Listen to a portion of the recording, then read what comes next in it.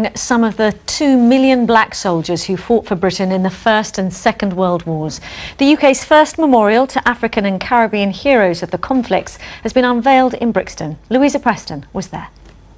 Hundreds of people turned up in Wimrush Square to honour the African and Caribbean men and women who served in the 2 world wars and see the memorial unveiled.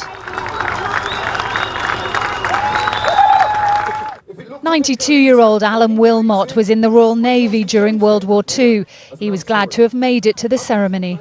Today is a very special day in my life because I didn't dream that I would be around to see things like this happening, because years ago nothing was done to more or less make it known the contribution that was made by the African, West Indian and Indian servicemen.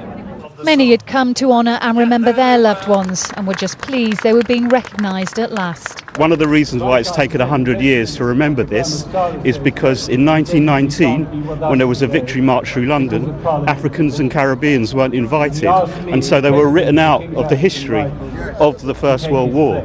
It's a great day for black people all over England to see this happening, because a lot of us didn't know that black people fought in the war, especially from way back, the First World War.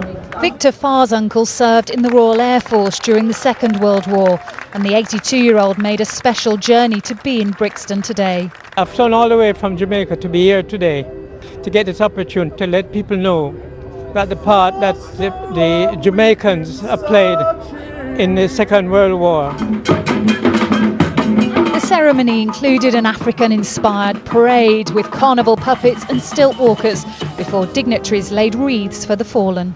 This is overdue recognition of the huge part that African and Caribbean soldiers and labourers played in both world wars. We should have done this years ago. It's hoped the memorial will ensure that young African and Caribbean people never forget the contributions their forefathers had in the 2 world wars. Louisa Preston, BBC London News.